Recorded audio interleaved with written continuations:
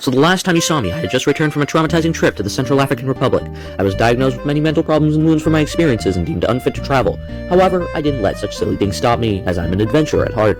I decided to change my name to Belgique and fake my passport, and I eventually found myself on an airplane headed for Paris, France. Once I landed on the tarmac of Charles de Gaulle Airport, I immediately hitched a ride on a taxi which dropped me off at the 8th arrondissement of Paris. It was pretty late at night, so I wasn't able to visit any big places, and since my trip would be nearly a week of traveling all over Paris's arrondissements, I needed to conserve my money, so I decided to sleep in the open air instead of a hotel room. I eventually found a beautiful, open, and surprisingly uncrowded public park called the Parc Monceau. At the entrance, I was greeted with a beautiful and ornate circular royal rotunda in the form of a classical Doric temple. Originally used as a toll booth for goods and services in the late 1700s, it is now a posh toilet block in Paris. Sadly, I would not recommend using the toilets here, as they are quite literally falling apart and the bathrooms smell like something that died 200 years ago. Things weren't looking good so far, but after jumping the gate and staying out of the park watchman's view, I was able to finally reach the beautiful gardens, trees, tarmac trails, and statues of the Parc Monceau landscape. After a little bit of walking around, I found a lot of interesting and scenic things, such as the massive grass lawns, the mini waterfalls, the little bridges, and elaborate structures like an Egyptian pyramid, a Chinese fort, a Dutch windmill, and the Corinthian pillars. Soon I dozed off while relaxing near the lake. I would highly recommend visiting the park during the evening, as it is a relaxing and beautiful place for all sorts of activities, even things that require the internet because you get free Wi-Fi. Once I woke up, I decided that I would devote my entire day to exploring the Parisian landscape without any breaks, and the Parc Monceau would be my residence of choice for the next few nights. Starting from the first arrondissement, I made my way through all the major attractions and sights of Paris. The Eiffel Tower, Louvre, Catacombs, and Arc de Triomphe were definitely fascinating, but I'm sure you've heard enough of those places by now. My personal favorite highlights begin with two museums of the 3rd arrondissement, or the Northern Marais. My visit to the Musée Carnavalet was super informative and interesting, as I learned a lot about the city that used to be completely oblivious to me. To my delight, the entrance was completely free. The experience was very riveting, with beautiful historical artifacts and artistic pieces dating from the Middle Ages, the Renaissance, the French Revolution, and the 19th and 20th century. The museum also occupies two elegant museums from the 16th and 17th centuries. It was almost like a full timeline of Paris, and how it eventually grew from its origins into the city it is today.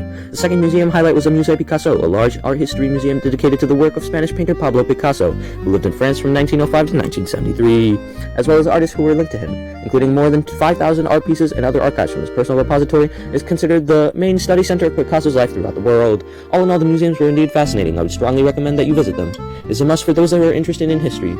Also, the Marais is very famous for the diversity in terms of sexual orientation, so if you're interested in that, you can check that out too. My top picks continue with the Europe's biggest Chinatown, located in none other than the 13th arrondissement. Originally, it was a common residence for Asian immigrants due to the high-rise buildings and low-cost rent. Known as Quartier Asiatique, the term Chinatown is slightly misleading due to the prominent Vietnamese and Cambodian population. With almost 50,000 people, the vibrant and teeming streets were packed with a rich Asian culture during the busy days. With exotic groceries, pho noodle bars, and Chinese patisseries, this quarter is a charming, hidden gem that would be unfortunate to miss. I definitely recommend going here if you already finished going to the main attractions, and it was a fresh breath of air. To finish the night off, I decided to have a little fun in a popular cabaret known as the Moulin Rouge. The Moulin Rouge is an old school club in the 18th arrondissement, and it is considered the first origin of the can-can dance. It was originally considered a seductive dance, but has now evolved into a more casual entertainment, with shows and bookings available for those who would like to visit above the age of 6. Sadly, I made the mistake of walking to the cabaret at night, but overall, it was a very entertaining and fun time. A great place to go with your family, or even alone. Another place that was less fun, but still very interesting, was the Paris Sewer Museum. Located in the 7th arrondissement, the Paris Sewers Museum is a little-known spot that tourists don't usually go to during their visit to Paris. The first organized tours of the sewers began in 1889, and the development of the sewer system was described to have finished in the late 14th century.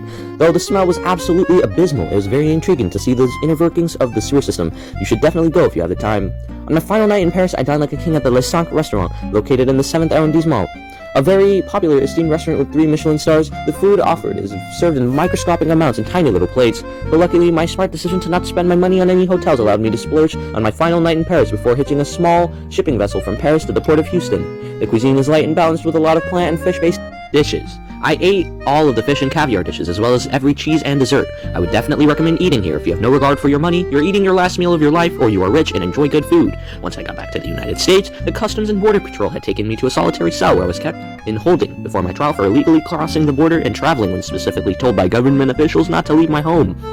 But that doesn't matter. What matters is my incredible trip to Paris. Overall, it was great. I visited a lot of impressive places, with a great history and rich culture. The beautiful architecture and the incredible food topped off my experience, generally making it a 1 in a million. Visiting Paris is something you must do within your lifetime, and it really is an unforgettable experience.